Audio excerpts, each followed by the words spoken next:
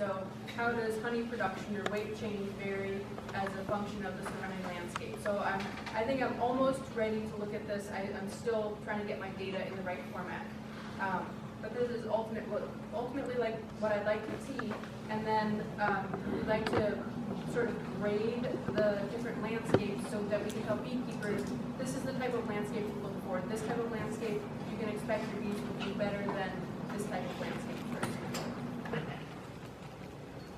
So another piece of data I collected when I was out there was looking at mortality rates. So we have the productivity of the hives is an important variable for beekeepers, but also whether or not the hives survive or not. And so at the end of the season, each of the bee yards I worked at, I was monitoring 2 hives, but they each had 24 to 40 hives in each yard. And so on my last visit, I counted how many dead outs they had at each site. And so this we can plot this against the landscape. And what we see is the mortality rate was different between the 2 regions. This could be, we're not sure if this is a regional effect or a beekeeper effect because those 2 variables were confounded. But what we can also see is there seem to be relationships with the landscape and mortality rate. So in both the north and the south, as the amount of woodland, so that's the green bar, as the amount of woodland increases, the mortality rate decreases. So again, it seems that something about the more natural wooded landscape is better for the bees, and the beekeepers were experiencing lower mortality rates overall at those yards. So the take-home message from my research so far is that wildly managed bees are both responding to local and landscape level resources or habitat. The landscape around your hive is important. I wasn't here for the previous talk, but in the summary, that this is important for disease management too, and varroa management as well. So there seems to be a lot of things about the landscape that could be important for the health and survival of your honeybees. But stay tuned for more results. I'm planning to present in next fall after I have a second year of data at Honey Producers, and I'll plan to put a summary in the newsletter as well. But hopefully we'll be getting some results soon. So that's the end of my presentation. If you have any questions, I'm happy to take them. Here's my contact information. I have a card here if you want to take a card. Which also has my contact information. Yes. Raise your hand if you want a card. So you're talking, you seem to feature woodland and agriculture land. How does that apply to an urban beekeeper? That's a great question. So you said, I think both on woodland and agriculture, how does that apply for an urban beekeeper? I'm not sure. We were going to have another gradient in this study of urban, but the urban beekeeper we're going to work with lost all those hives. So I think with the urban, obviously if there are more flowers, then it will be better than if there's fewer flowers. So if your hive is surrounded by concrete, it will be a very good place for it. Yeah, see, I mean, because in New York, they're pulling a bunch of hives off of skyscrapers, and even in London, they're doing hives off of all these buildings. And so, I mean, I guess if you were in an industrial area where there is no landscaping, you really see a difference. But Yeah. it's hard to, that's got to be hard to quantify. So there's been some work in Europe looking at honeybees, and they found that urban honeybees were healthier than agricultural honeybees because they have lower exposure to chemicals. There's also been some work in Chicago looking at like community gardens in the city and rooftop gardens. I haven't read all of that literature, but I mean, it's the same as resources. So if you have more resources, I think this will be fine. We're working with that actually. Okay, great, thanks.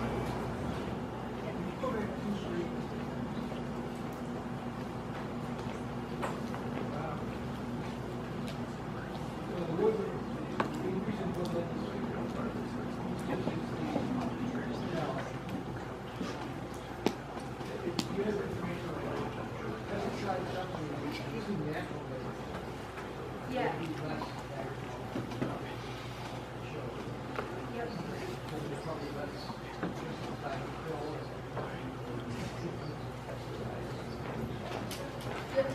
So the question is, Does the low woodland also correlate with low, I mean, does high woodland correlate with low pesticide exposure?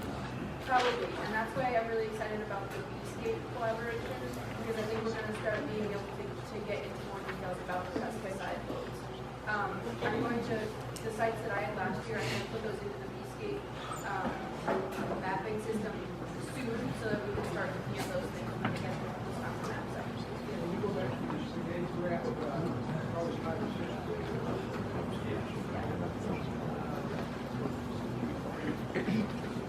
So the percentage weight change was all the percentage step down to the lower line. Do you know anything about how the hives are managed? I mean, is that situation where you've got that temperature graph and maybe more than the weight change, something like that comes up before that time? Yes, the question is about the lines that all fall below the, all lose weight for the whole season, right? Yeah, and so some of those hives died. The management should all be the same for all the hives in the north and the south. So it shouldn't be a management application. But I also, another piece of data I didn't show, I had one site where I monitored 10 hives with sensors and humidity. 4 of the hives didn't gain any weight, and 6 of the hives produced tons of honey. And they all started as packages, last year in the exact same location. And so there's a lot of variation that isn't landscape. So it's trying to get the landscape effect is challenging when you know there's all this other variation between hives. Why did the grassland line go up in southern and down in the northern? Or? There's much grass up there. Yeah, so the question is, why is the grassland line opposite directions for north and south? I think it could be a few things. One, it could be that the gradient of grassland is different in the north and the south, and maybe there just isn't as much grassland in the north. But also, the grassland might be different types of grassland. So in the south, grassland might be pastured, and in the northern area, grassland might be more like restored prairie. So I need to look more into that, but that's a great question. How can you judge how much pesticide you need in urban areas? Question is, how can you judge pesticide use in urban areas? I guess you would have to use a proxy. There are a couple of things you can do. You could use a proxy for pesticide use by looking at like pesticide sales for homeowner use type things. Or you could look at the pollen coming back and look at pesticide loads in the beehive itself. Yeah, for the most part, farmers and stuff like that, I mean, they take it serious and they try to use the bee-friendly pesticides and things like that, but homeowners sure don't. Yeah. They're blasting their lawns with stuff that will kill everything. Yeah. And you don't know who and how many are doing that in any one neighborhood. Yep, that's a great point. It could also be the city, depending on what municipality is using to treat their green spaces. So what you're saying is the urban area has the less pesticide problem? Question is, does urban have less pesticide problem than rural? I have that in my study. The study of honey was done in Europe, and that's what they found.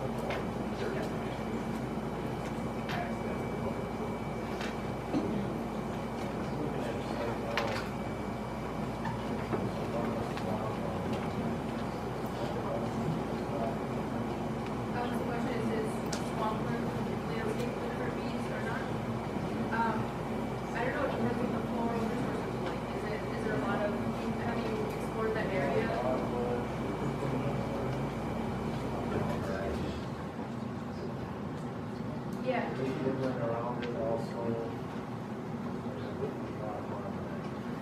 Yep, so this V-Scape website is going to allow you to put a dot right on that point, and it'll tell you what the floral resources should be based on the satellite extracted land covered. That area. I was just wondering if there's any data out there for that new and upcoming crop called hemp. Do the bees work hemp? I'm sorry. I didn't hear that. Do the bees work hemp? Oh, do you Hemp. I don't know. I'm not sure.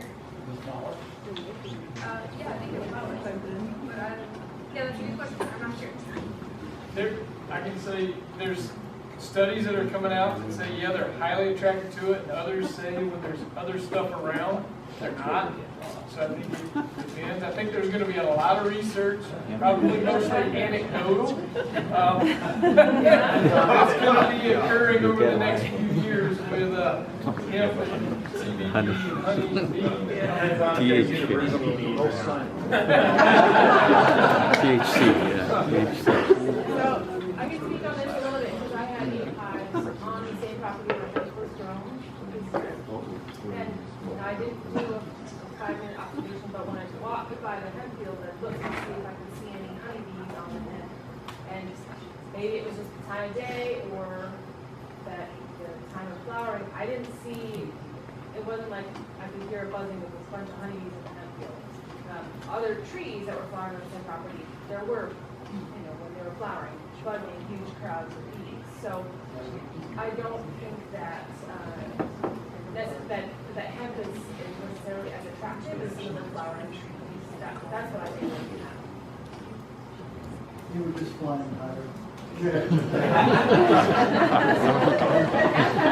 Less than 1% Any other questions for Hannah? Any other questions?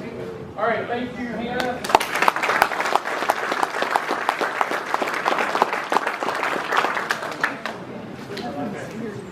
Okay, so I want to hit on some high points from Hannah's discussion while we're waiting on the pizza to get here, and then we'll talk about how we're going to do that, okay? You kind of ended up with the urban versus rural. There were a couple of questions. That's a big debate. Which are better? Which is a better landscape for the bees? And some of Hannah's future research will probably let us know about that. But remember, it's going to vary significantly from municipality to municipality, and out in the country from farmer to farmer. Okay. I know that from personal experience. You got one farmer that always calls, hey, I'm getting ready to spray, this is what I'm going to spray with, is it going to affect your bees? Others, a week later, you see them at church or the store, hey, I sprayed that field with such and such. Did it kill your bees? Yeah. So communication is key. I mean, it's much easier, I think, in a rural setting to communicate with 3 or 4 farmers in a 5-mile radius than in an urban area. Marson probably has to communicate with 10,000 people, within a few miles when you have bees. So you got to think about that. I mean, there's going to be a lot of factors within urban versus rural. So a lot of good research opportunities there. Hannah pointed on how vital honeybees are as pollinators. And when you are speaking to people about bees, when you're educating people about bees, pollination should probably be the first thing that comes out of your mouth when you talk about the benefits of bees. Because we always think honey and stings, right? Well, the pollination is so much more vital and crucial, and that's what makes honeybees such an important part. Because as she mentioned, they're manageable and they're movable. Okay, we can move them around when there's concentrated sources of things that need to be pollinated. I liked hearing that there are many cases where honeybees are beneficial to intermix with native pollinators, because there's some research out there and some saying, well, no, the honeybees are out competing our native pollinators, and in some cases there are. So we need to know that, recognize it, know when to say when with our honeybees in certain landscapes. I loved hearing about dandelions and apple orchards. I love seeing dandelions in people's yards. You come and pick up your bees from my place, you're going to see lots of dandelions. I don't like to spray for them, and I encourage you, if you're a beekeeper, stop spraying for them. And if you get your neighbors to stop spraying for them, then everybody's yard looks the same. They're beautiful when they're yellow. They're horrible looking when they, head it out with a little, but then the kids just love to blow those things. Just always make sure they're blowing them more towards your neighbors. And I want to give you a little personal story here on that. You can go online, and I'm sorry I don't know the name of it, but maybe Dan does. The Bee Informed Partnership and the Almond Board out in California did a collaborative project with some beekeepers and almond growers. And what they said was, hey, you guys understand very little about each other.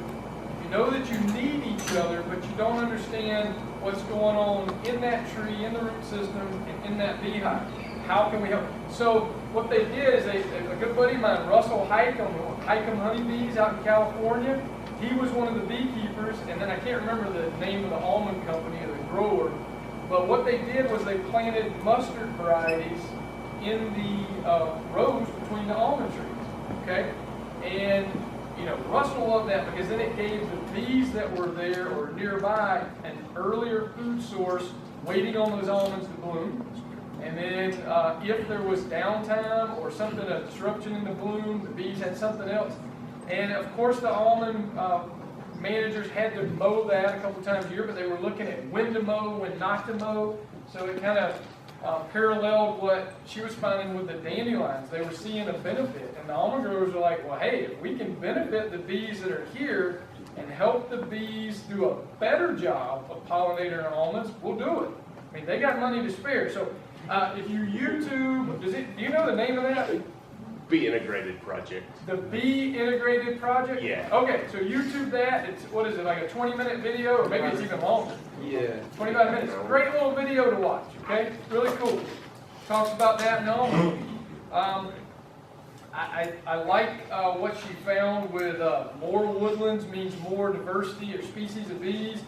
More woodlands, maybe less honeybees. Why is that? Personally, I think from experience, those bees are probably going to something that's a little more attractive to them at the time than the cranberries.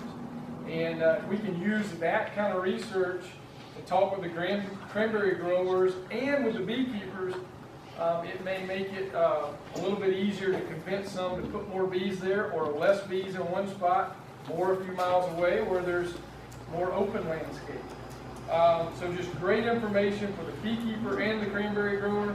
I like that. And again, there's a slight correlation with woodland areas equaling lower mortality.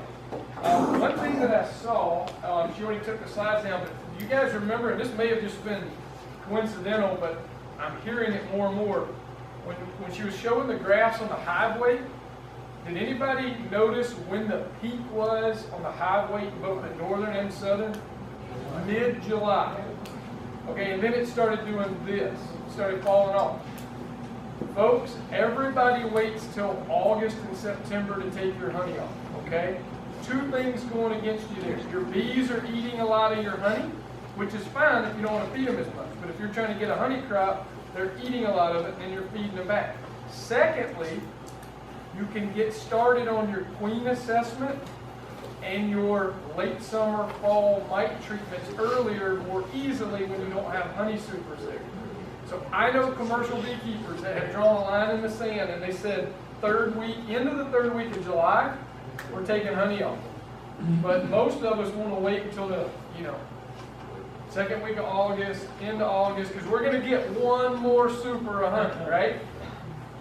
This past year and the year before, with all the rain in August and September, raise your hand if you were one of the ones that you thought you had honey to harvest off of your two hives. You did 2 weeks earlier, and you went out there 2 weeks later, and there were only a few frames left because you had 70,000 bees that were stuck indoors while it was raining, and they did what? They ate all the honey in the supers. Okay, so keep that in mind. That was just maybe something coincidental, but mid-July, you may want to start pulling your supers. Wally here, he pulls supers as they get full. How many of you do that? That's probably the smartest thing to do, because then it's yours, not theirs, right? But it's not practical for everybody, depending on the number of hives you have. Another thing was in that same topic was when she was showing the graph about the changes in hive weight, pounds. It went from like 0 up to like 200. There was a green graph that was going up, but it was doing this. And I found that very interesting because it showed you that even as the bees were making honey during the honey flow leading up to mid-July, there were drops. I looked at it closely. There were drops in that increase of sometimes 20 pounds. Okay, so hives are fluctuating as bees get stuck in for a day or two. They're not making honey, they're eating honey. And then when they get a few days to go forage, then they can make up for it and then make more surplus. So please realize that. Yeah. Could that mean that they're bringing in nectar and then they're drying it down? Yeah, absolutely. But some of absolutely. But some of the changes I was looking at them were 25-pound changes in a short period of time. And I think that's probably more to do with the weather we've had the last couple of years, where we get 2 straight days of rain, and then we get 3 straight days of good weather and more rain. So it's going to be interesting to see what comes out of his future research. The landscape thing is very practical for us as beekeepers, and knowing when we're looking at putting everything on our side, from mortality to honey production, knowing where we need to put our bees. And then I think it's going to be good. So again, let's give her a hand.